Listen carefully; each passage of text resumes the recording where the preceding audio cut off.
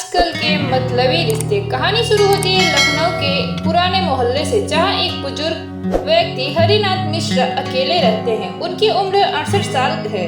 कभी सरकारी स्कूल में प्रिंसिपल थे। उनके दो बेटे राहुल और संदीप और उनकी एक बेटी नैना है, जो अब तीनों बड़े शहरों में बस चुके हैं। मिश्रा जी की पत्नी सरस्वती का देहांत 8 साल पहले हो चुका है।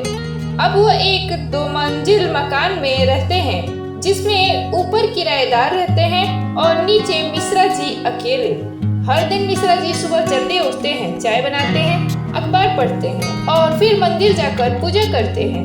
उनके पास पुरानी यादों से भरा एक एल्बम है, जिसमें बच्चों की तस्वीरें हैं। वो अक्सर उन्हीं तस्वीरों को देखकर मुस्कुराते हैं और फिर चुप हो जाते हैं। त्योहारों पर उन्हें उम्मीद होती है कि बच्चे आएंगे, लेकिन हर बार कोई न कोई बहाना लेकर बच्चे सिर्फ फोन पर बात करके टाल देते हैं। एक दिन मोहल्ले के एक लड़के राजू, जो 12वीं का छात्र है, मिश्रा जी की मदद करने आता है। सब्जी लाना, मोबाइल रिचार्ज करना या डॉक्टर की दवा लाना। मिश्रा जी धीरे धीरे राजू से भावनात्मक रूप से जुड़ने लगते हैं। राजू का खुद का परिवार संघर्षशील है, लेकिन उसके दिल में बुजुर्ग के लिए इज्जत है।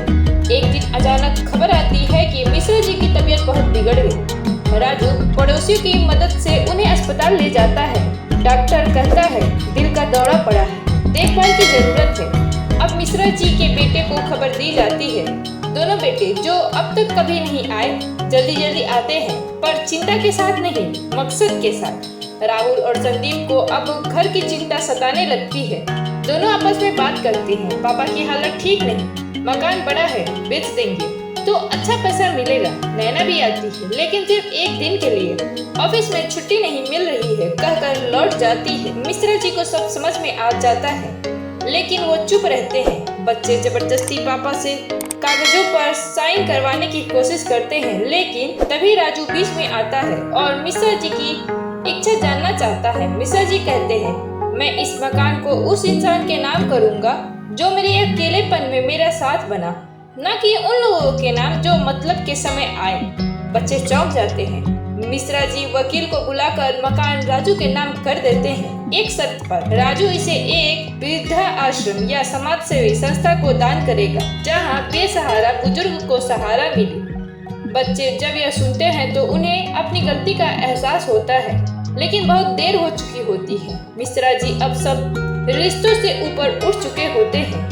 राहुल रोते हुए कहता है, पापा एक मौका तो देते। मिश्रा जी कहते हैं, तुमने मौके नहीं दिए बेटा, जब जरूरत थी, जब तुम नहीं थे। अब ये सिर्फ पछतावा है।